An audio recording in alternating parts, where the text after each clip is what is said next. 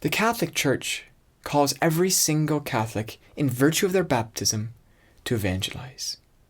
But the reality is, we don't see many Catholics evangelizing. In fact, the vast majority of Catholics don't really know much about evangelization and just aren't doing it at all.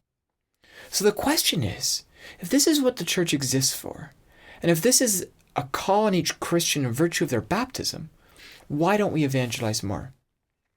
Well, I think there's at least 5 reasons why Catholics don't evangelize. The first one is in its own category, and it's simply this: that many Catholics have not been evangelized themselves. See, the call to the new evangelization will fall on deaf ears for people that have not been evangelized. If they don't experience the faith as life-giving, if they don't believe deeply in the promises of eternity that Christ gives us, if they're not entering into a relationship with Him and trying to grow in the virtues and seeking holiness, why would they want to share the faith with other people? And so I think what we need to do when we're trying to revitalize the church in terms of evangelization is first evangelize the unevangelized Catholics and then call them to the new evangelization. But what about the evangelized? What about people that are living in this dynamic and rich relationship with God? What are reasons they don't evangelize? I think the first and primary reason is fear. They are afraid. What are they afraid of? They're afraid of embarrassment. They're afraid people will say no. See, fear is not in itself good or evil. Fear can be good. A friend of mine told me recently about a hike he was on, and they came across a mother bear with some cubs. He, as a hiker, of course, was afraid. Well, being afraid of bears is a good thing. It's a survival instinct. But being afraid of something that is good is not from God, and it's not good for us.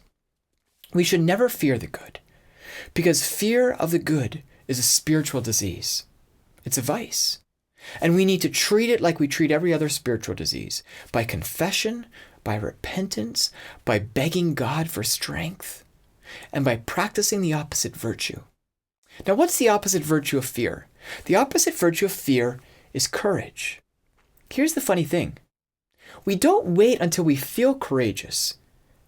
What we have to do is, when we feel fearful, we have to act courageously. When we first begin to evangelize, we're going to be afraid. But as we do it, the more courageous we are, the more and more we find that fear begins to slip away. And what helps us with that is first recognizing that we can be courageous in the midst of feeling fear. But secondly, that God is the one that does the work. We just do our part. If the person's not converted, that's up to God. If they reject us, Jesus said, know this, if they reject you, they have rejected me first. And so we really have to address fear in a serious way, because it holds back so many Catholics from sharing their faith with others. What's the second reason that people don't evangelize? I think it's a lack of formation. I think it's that they would be open to evangelize, but they have no idea how to do it. I spend my life running 3.5-day evangelization training programs with Mission of the Redeemer Ministries. And all across North America, we meet really great Catholics who love the faith, who love God, but have no idea how to evangelize. And we run this 3.5-day course with them, and by the time they're done, they're ready to go. You see, it's a little bit like prayer. You don't need to do a course on prayer in order to be able to pray. You don't have to have a formation at all.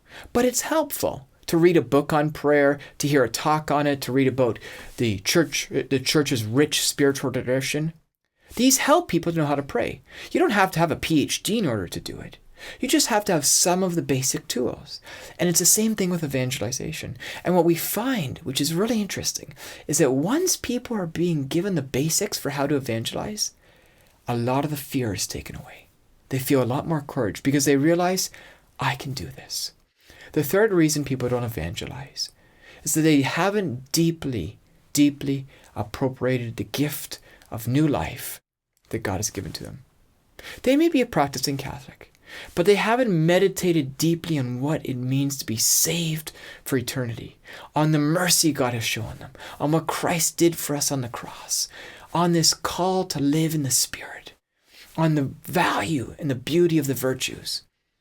And so if we haven't meditated on the great gift we've been given, if we don't see it as a great gift, we're not going to want to share with other people. And so it's important for us as Catholics to pray about and ask God to inspire us, to show us, to reveal to us how great is the treasure that He's given to us. And finally, the fourth reason that the evangelized don't evangelize, they don't even know they're called to do it. I think we've lost something in our Catholic culture. For many years, Catholics understood the importance of sharing their faith. And in the last few generations, that's been lost. It's neat. If we look to our Protestant brothers and sisters, especially to the evangelicals, we see something different. We see in their Sunday school programs, they talk about sharing about Jesus.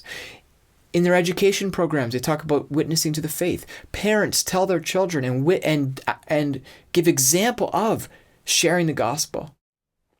The homilies that they hear repeatedly call them to proclaim the good news.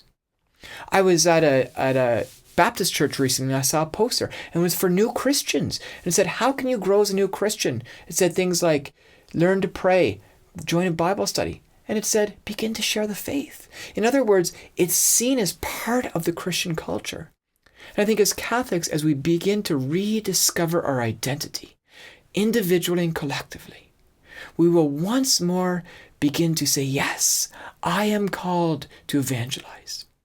There's no question that when we first begin to evangelize, it's difficult. And there are many excuses for not doing it. But as we begin to do it more, the beautiful thing is that our hearts begin to be transformed. And we begin to no longer be afraid of it, but to see it as a great privilege and a great joy to be able to lead other people to an encounter with God.